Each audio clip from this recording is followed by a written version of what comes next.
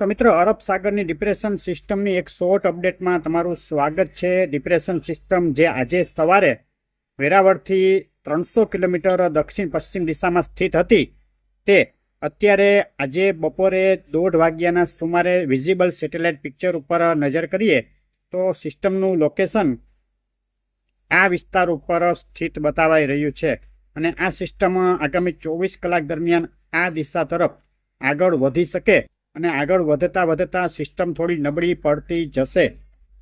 વરસાદના આંકડા ઉપર નજર કરીએ તો આજે સવારે 6 વાગ્યે પૂરા થતા છેલ્લા 24 કલાક દરમિયાન રાજ્યમાં કુલ 120 કરતાં વધુ તાલુકામાં વરસાદ નોંધાયો, જેમાં ભાવનગરના મહુવામાં સૌથી વધુ 81 મિલીમીટર વરસાદ નોંધાયો। તે સિવાય ભાવનગર જિલ્લાના બીજા વિસ્તારો ભરૂચ, ગાંધીનગર, છોટાઉદેપુર, ડાંગ, સુરત અને પંચમહાલના વિસ્તારોમાં તેમજ અમરેલી, ગીર સોમનાથના અમુક વિસ્તારોમાં પણ હળવું મધ્યમ માવઠું નોંધાયું છે।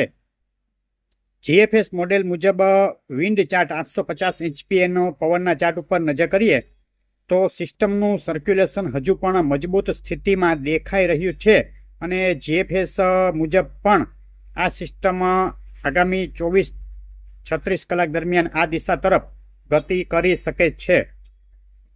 વરસાદની વાત કરીએ તો આજે 31 ઓક્ટોબર અને આવતીકાલે 1 ઓક્ટોબરની રાત સુધીમાં કયા વિસ્તારોમાં વધુ શક્યતા વરસાદની, તો જે આ વિસ્તારો છે સૌરાષ્ટ્રના, તેમાં હજુ પણ મધ્યમથી લઈને ક્યાંક ભારે માવઠાની શક્યતાઓ દેખાઈ રહી છે આવતી 36 કલાક દરમિયાન।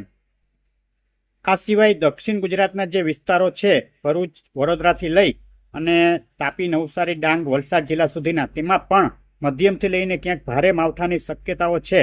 આવતીકાલે 1 તારીખ અને 2 તારીખ દરમિયાન મધ્ય ગુજરાત અને તેને લાગુ ઉત્તર ગુજરાતના જે આ વિસ્તારો છે તેમાં પણ હળવું મધ્યમ અને ક્યાંક ભારે એવું માવઠું જોવા મળી શકે છે। ટૂંકમાં 2 તારીખ સુધી હાલ ગુજરાતમાં આ સિસ્ટમને આનુષંગિક વરસાદની શક્યતાઓ દેખાઈ રહી છે।